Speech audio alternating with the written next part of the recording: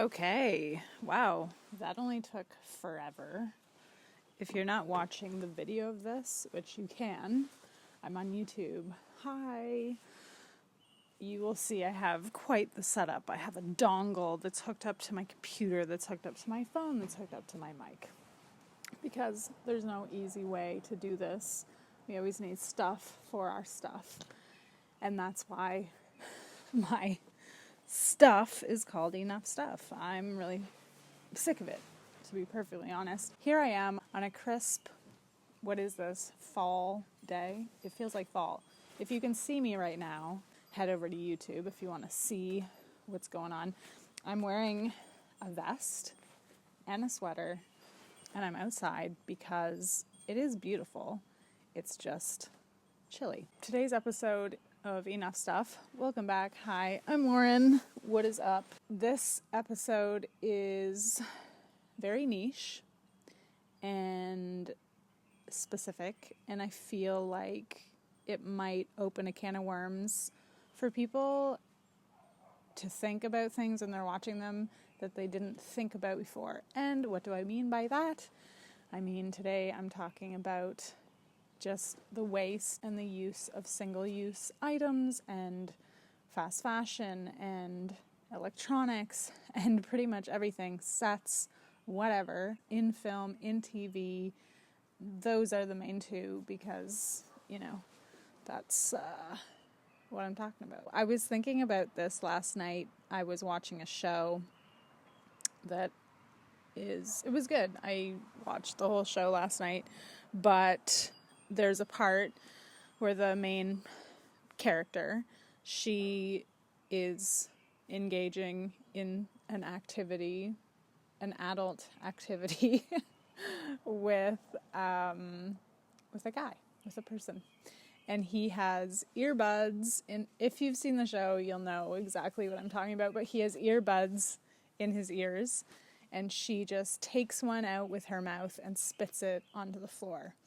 And I see this a lot, and I think about this a lot, and how the film industry and television, they make it seem okay to treat our electronics like they're replaceable. I guess in theory, yes, they are in fact replaceable, but I'm very much of the ilk that if we make a purchase, something as expensive as, I know these were Apple earbuds, I know for a fact. They looked like them, and they had other Apple products in them in the show. So usually, if a show has one Apple product, Apple is the main product in that show. I just got thinking about how, not only that, oh my God, sorry, I'm going off on a tangent, but water bottles. The amount of water bottles in shows and movies that people just throw away, use. I've never seen a celebrity show up to, I'm sure it's happened, and it's not like I'm keeping a close watch on all the movement of celebrity world because I don't really give a shit, but I rarely see them show up to a junket, a press junket or something, with their reusable water bottle or their reusable coffee mug. This is another way that we see these people doing these things, and bottled water, this is just the example I'm using, becomes so ubiquitous with what we watch and so normalized, when in fact drinking bottled water should be, in my estimation, just a tad shamed. I hate water bottles. That being said, there are people in my life I know that have had to drink bottled water because maybe their well water wasn't good. I know here in Canada, for example, there are many reservations. Usually in those cases, bottled water is essential. And for emergency efforts and situations where water's not potable, great. It's amazing that there is an option for situations because we need water. But the majority of water, this is becoming a bottled water episode again. Oh shit. Typically water is potable. Toronto, probably has really good water coming out of the tap. I know a lot of people that drink it. When I'm in Rome, I only drink tap water.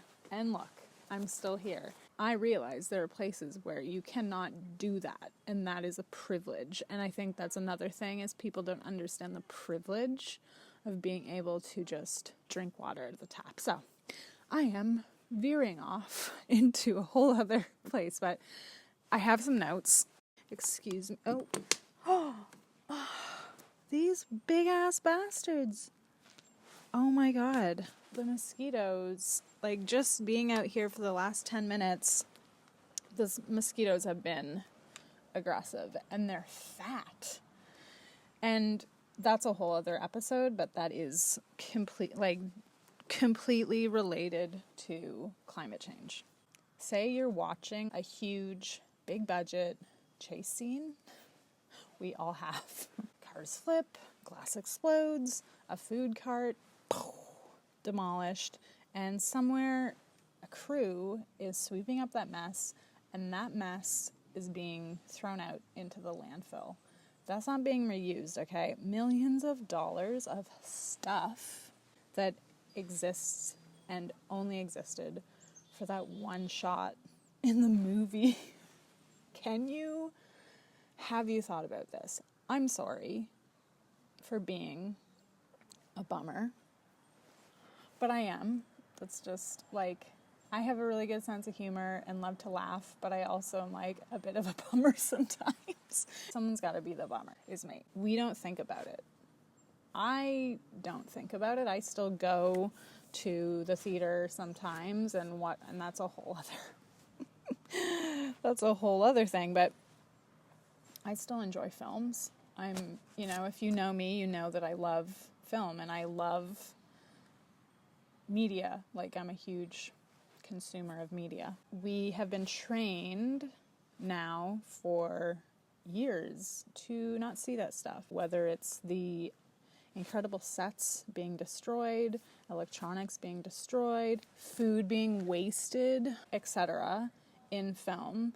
I think there's this overarching general idea that, like, oh, it's film, it's fine. And we don't think about it because it's being served to us as entertainment. And the vast majority of it doesn't make us stop and think. And, like, that's part of the allure, because we want to escape, right? We want to escape. We let ourselves be carried away, and we don't want to think about it too much. But I'm sorry, there's a whole other negative aspect to all that. That numbness we feel when we watch a film and don't register what's going on with the waste, it's real. And in this podcast today, I guess that was my whole introduction. I'm going to take a bit of a look where the camera doesn't show us, and kind of dive into why we've stopped asking where that stuff goes. Sets and props. Often they are built one time and are discarded at the end. I don't know where they go. I'm thinking just to a landfill. I also think that there are places that do take their stuff to, like, reuse centers. That would be great. They're used for a scene and then they're dumped.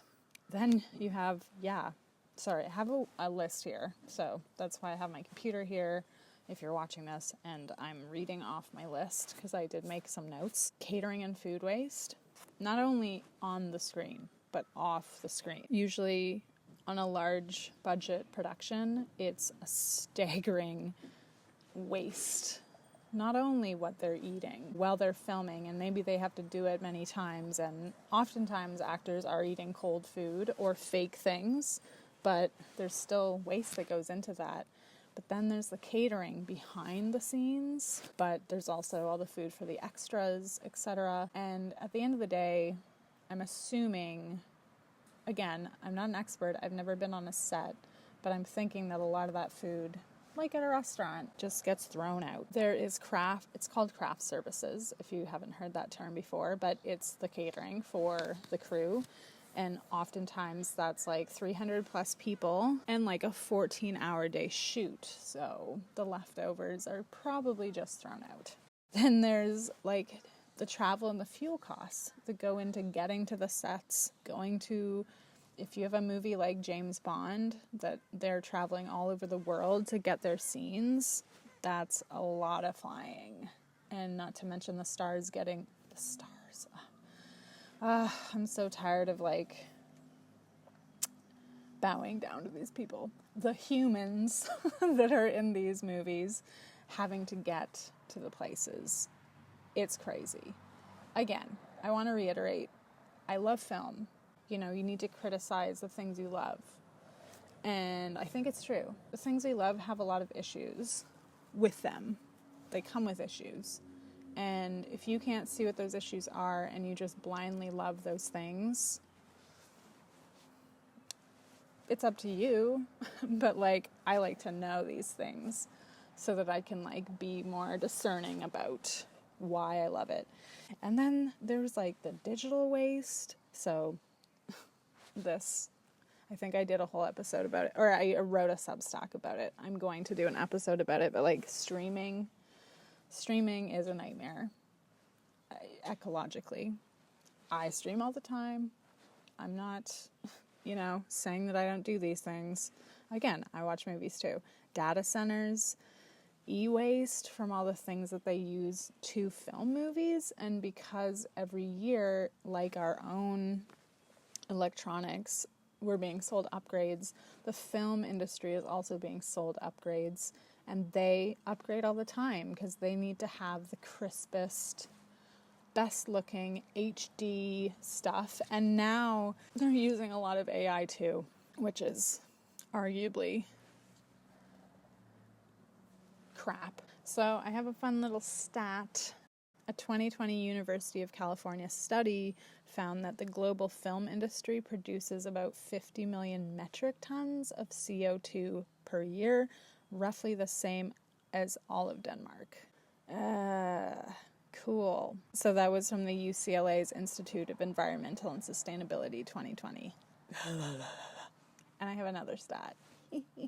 The average big budget film generates about 700 to 1,000 tons of solid waste, from sets to props to packaging. So actually I was thinking about this one earlier when I was talking about the cars.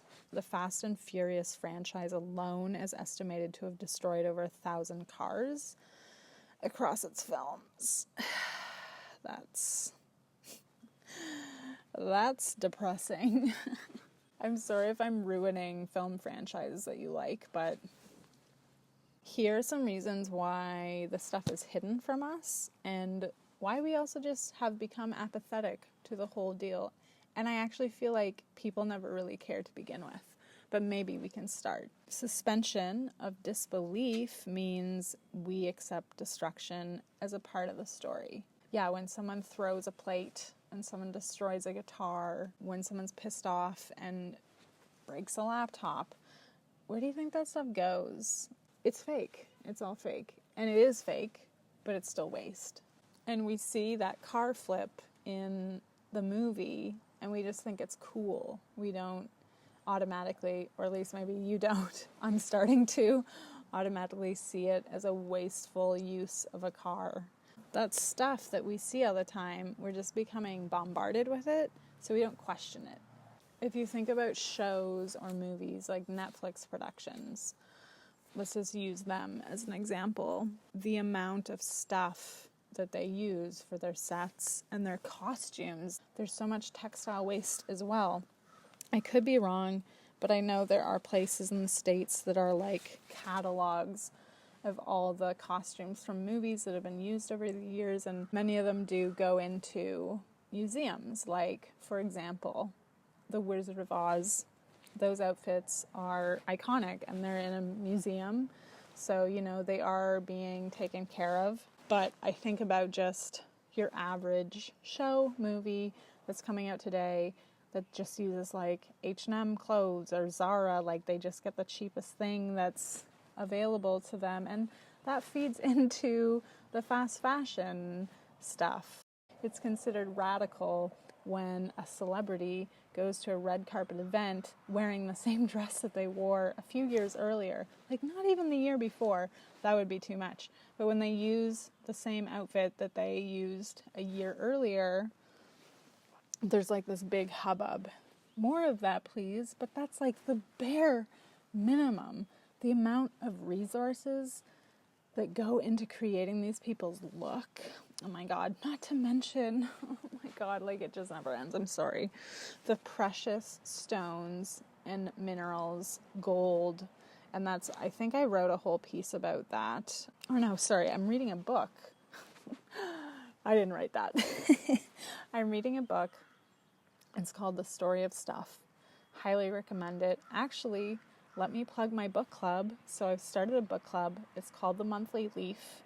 I will put the link in the show notes. You can join. It is free. That is a book that might be on the list.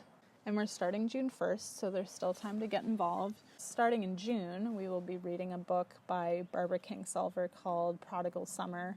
And I chose it because I love her writing in general. I think she does a really incredible job of describing nature and our connection to it. And I thought it was a really nice way to get into the summer spirit with this beautiful book. Yes, a quick little aside, you can join my book club. The Monthly Leaf.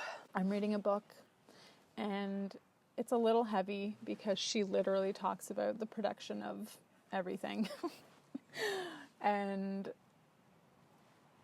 just this computer alone on my lap here uses very precious metals, iron ore, the things in the battery, and that's all mined generally in Africa, where people make zero money, die. It's bad. Like, just watch Blood Diamond, okay? Speaking of movies, like, these movies will be about these subjects, but they themselves are wasteful. And I do find it fascinating. I don't know if you do. Maybe you've stopped listening at this point, but, you know, it's just, I think a lot about how things become so everyday in our lives, and we stop thinking about them and we stop questioning them. And like the other day I had therapy and I was just talking about how I'm still that little kid that questions everything. I ask why about everything, and that's never going to change. Like, I like that about me, and I think it can be frustrating because I'm always looking for an answer, but I'd rather it be that way because it makes life a little more interesting. And I also believe that we shouldn't just blindly follow what we're being shown, in the media especially. It's kind of interesting because it's almost like the more waste we see on television, in movies, etc., just in life, it like gives it carte blanche to be okay. Like, we're like, it's fine because they do it in movies, so it's okay. And I don't agree with that. I have a question for you, and you can like email me and tell me the answer, or just, you know, think about it and have the answer in your head. When was the last time you watched a scene where someone threw away food and you thought that cost and money and resources? Ooh, like, why are they throwing that out? You may have never thought about it, and that's okay, and that's why I'm here. Because, you know, they've done that on purpose. The story is not, oh, Carrie Bradshaw throws away a piece of pizza. The story is, she does it because she's angry. She doesn't want the pizza anymore. But, like, shouldn't we be thinking about the waste? I don't know. I think about it. But the good news is there are businesses and foundations popping up in the film industry, like the Sustainable Production Forum and initiatives like Green the Billboard. Those associations are working to reduce waste. When you are watching smaller productions, which I recommend you do anyway because they broaden your worldview, oftentimes they're renting props or they're literally just using what they have, and they're using visual sets like the Mandalorian stagecraft and composting at the craft services. So that's really important because they eat a lot of food, so time to add some composting. So that's great. It's not going fully to waste, but there's still waste, of course. But the average waste is still just abysmal. The film industry tends to use carbon offsets. I'll do a whole episode about that as a band-aid instead of actually doing something that could be concrete in the industry. Actually, according to the BAFTA Albert Consortium, the UK film industry produced 130,000 tons of waste in 2022. Only 10% was recycled. So that's the UK. The UK is small compared to, let's say, Bollywood, Hollywood, Canada-hood. You know, these places have a lot of film going on. It's really interesting, actually, like, if you're trying to find a personal way to think about this, if you want to, why this could matter to you as the audience. It matters to your psyche and your wallet. Because waste, it does cost money. It often does impact you. So that's higher subscription fees if you pay for services, higher ticket prices when you go to the theater. I don't know if you've noticed. It seems like the budget on films is considerably higher all the time. And like we pay for that in the end. And a lot of that is waste. And this is something I think about a lot. And I think this is what... And I think I said this at the beginning, but this is what really got me thinking about our lives and how they are mirrored and connected to what we see in the movies. But the moment we stop questioning what we see in the movies, which we've already done, we don't question it in our real lives. Something as innocuous as using a water bottle. It becomes so normalized in film and just throwing it away. Everyone always has their coffees. I was watching like You've Got Mail last week and same thing. It's just like they go to the coffee shop and get a coffee. No one has, mind you, that was the 90s, okay? No one really did use a reusable cup, but if we did that now, no one still has a reusable cup. I think about Heated Rivalry, which I fucking love. Okay, if you haven't seen it yet, please watch it. But just the film or the show arc with, I forget their names, the cutie and the cutie in the coffee shop. And like he would always get stuff to go in plastic. And I think, my guy, like, I get it. You're running, you aren't necessarily going to carry a reusable cup with you. But maybe, like, have one so you can have it at the shop. Like, there are ways. People are lazy. Like, people are so lazy. We are lazy. That's what it comes down to. I'm lazy, too. I try so much harder every day to, like, bring my own cup. The other day, I went to get Thai food with a really dear friend of mine. And it was clunky, and like I walked there and I had to bring it with me, but I brought 2 containers because I knew I was bringing a meal home for my mom, so I wanted that in glass because everything else is in plastic. If films started pushing a more sustainable narrative, we would see vast and mass changes in the public. That's what really makes me sad, is because it pushes a narrative of plastic, consuming plastic. Plastic is related to the petroleum. Plastic is derived from petroleum. It's all connected. So even now, watching a movie is political. Like, I don't want to be that person. Or maybe I do, because I am, and I'm here, I'm doing it. Everything, like even the air you breathe, I don't know if you can hear that, but someone is mowing a lawn. Great. Don't they know I'm recording? God damn it. And that's another topic too. I am going to roast lawns because I hate lawns. Lawns suck. I just feel like I see all these influencers, I see all these people, and I guess that's kind of what I want to do. I slowly want to get this idea of convenience and plastic switched with the more sustainable option, because humans and we've seen it because we've all been indoctrinated to think a certain way. But if it was flipped and films started to show a more ecological and sustainable way of doing something, that would change en masse. That would change everyone's attitude towards that thing. If Brad Pitt started carrying around a water bottle or a reusable bottle, and he was like, I buy used clothing, yes, it's like Poshmark and expensive or whatever, but still used. Every fucking person that likes him would start doing the same thing. These, like TikTok, Instagram, these places where influencers are king,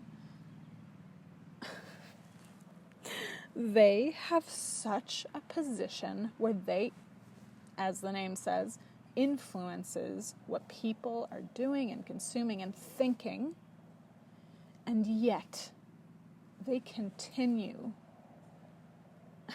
to push this narrative of consumerism, plastic, and more.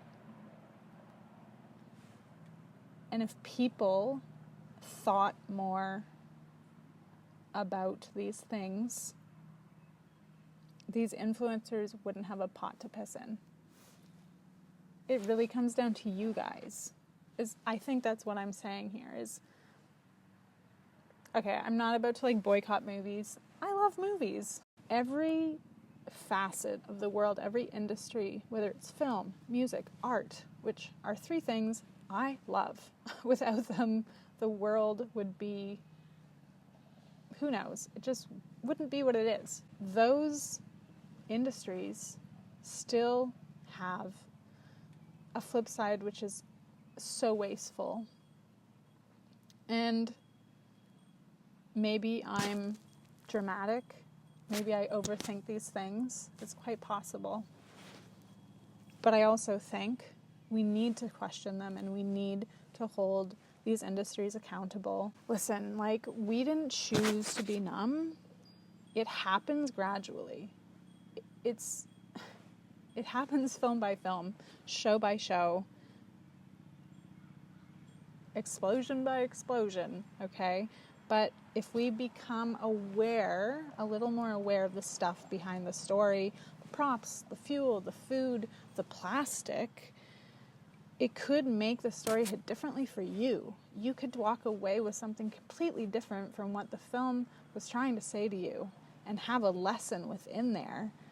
And it doesn't have to be this worse thing. It can be better because you're challenging yourself to face this wasteful reality. So next time you watch a car explode, you can ask yourself, what happened to that car after the director yelled cut? Where is it now? And the answer that you come up for yourself might just change how you view all that stuff and how you start to live your life. I have a little challenge for you, a little listener challenge, and it's gonna maybe make you a little uncomfortable, but that's okay. We like that here. We like a little discomfort. And what is evolution if not questioning and discomfort, right? I would like you to pick one show or movie that you absolutely love and try to take note of 3 instances of waste that you're witnessing on the screen, whether it's prop waste, set waste, food, plastic, or just general uncalled for destruction. Then you can look up whether the production of that film filed a sustainability report. Kind of cool that that stuff should be tracked, right, in public. If you want, you can go and you can share it on my Substack or email me at EnoughStuffLauren@tutamail.com. Again, it'll be in the info. My goal with the podcast is not to be always so doomy and gloomy. That's just part of it. So I'm just here to always question. I don't think there's anything wrong with that. So, like I said, All right. I think that's my cue to go. Okay. Please don't hesitate to reach out. Find me on Instagram. Find me on TikTok. Find me on email. And let's keep this discussion going. And don't forget about my book club. I think it's like really low. Like if you're already a reader, this is just a cool way to connect once a month. It's not a huge commitment, and connect with a group of people that maybe think like you do. And we can discuss and get to know each other and make a friend group. Thank you so much.